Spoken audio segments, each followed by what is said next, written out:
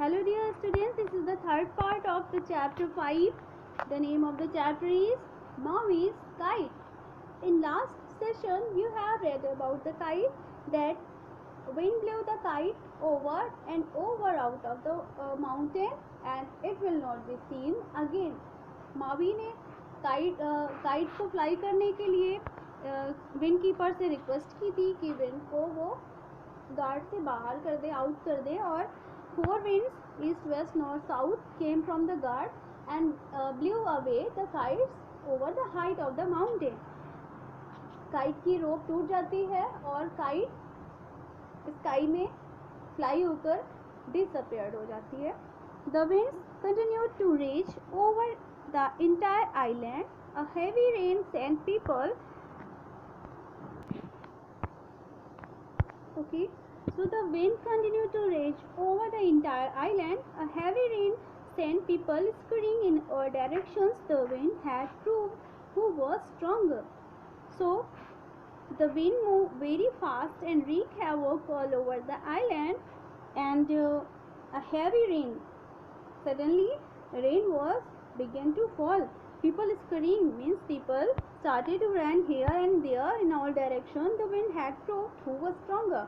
Winds had proved that they are stronger, not Maui's. Wind ने क्या किया, continue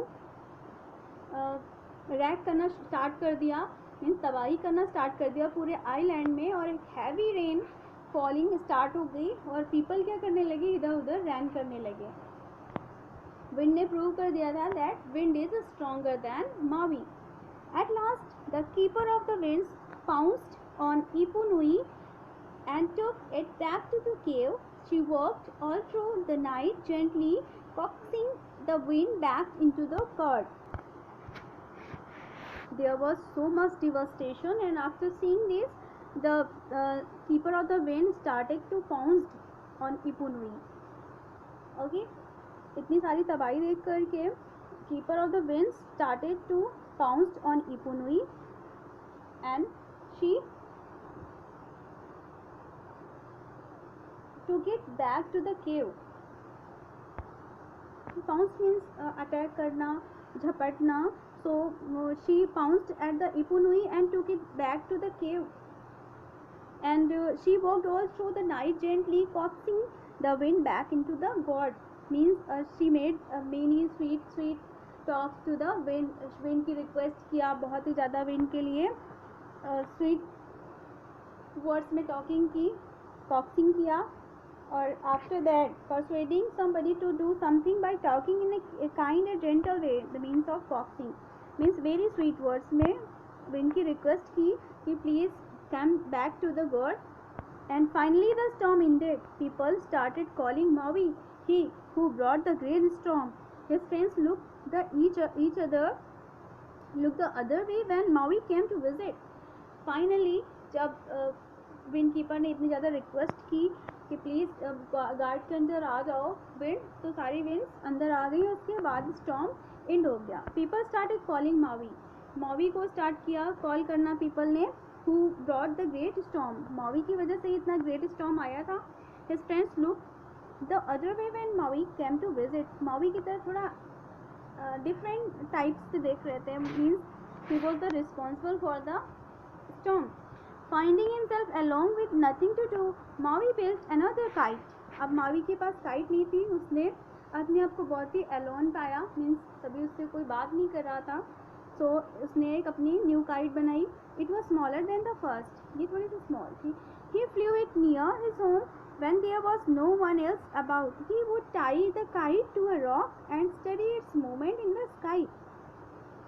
उसने काइट बना तो ली. He flew it near his home, अपने घर के पास ही इसको फ्लाई करेगा और साथ में उसके फ्रेंड्स नहीं होंगे, उसने डिसाइड किया था. और he would tie the kite to the rock, और एक रॉक से अपनी काइट को टाई कर देगा जिससे कि ये ऊपर ना जा सके. Soon he could tell when the weather would be fine और stormy. He could tell. One day he noticed some men going off to the fields. After the wind storm came, Maui had a other type of he could tell when the weather would be fine or stormy.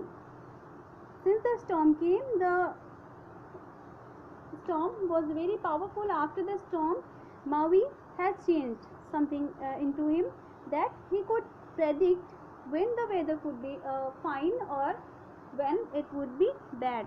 So one day he noticed some men going off to the field.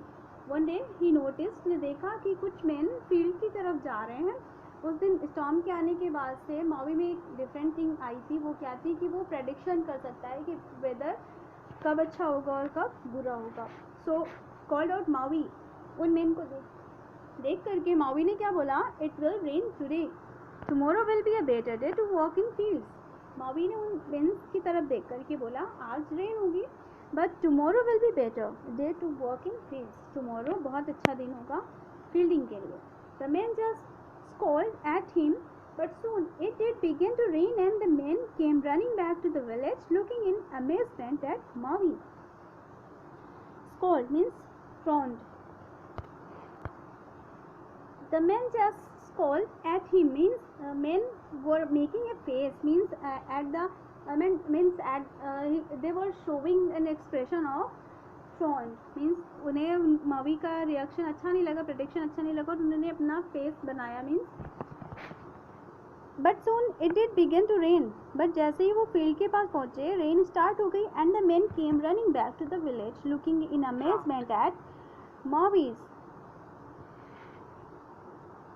Mavi की तरफ उन्होंने amazement से देखा जब rain start हो गई और वो रनिंग करते हुए अपने विलेज में वापस आ गए.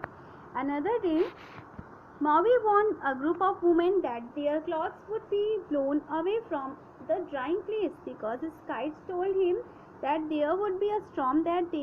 Later, they were out in their yards chasing their clothes which were blowing out in the storm. Another day, next day क्या होता है, मावी ने एक वुमेन के ग्रुप को वार्न किया कि आप लोग अपने क्लॉथ्स को बाहर मत ड्राई अप करिए because it would be a strong wind came. But वो वुमेन उस पर ध्यान नहीं देती है. वो प्रेडिक्ट करता है मावी कि आप बाहर अपने क्लॉथ्स को मत ड्राइव करिए वरना एक स्टॉर्म आएगा.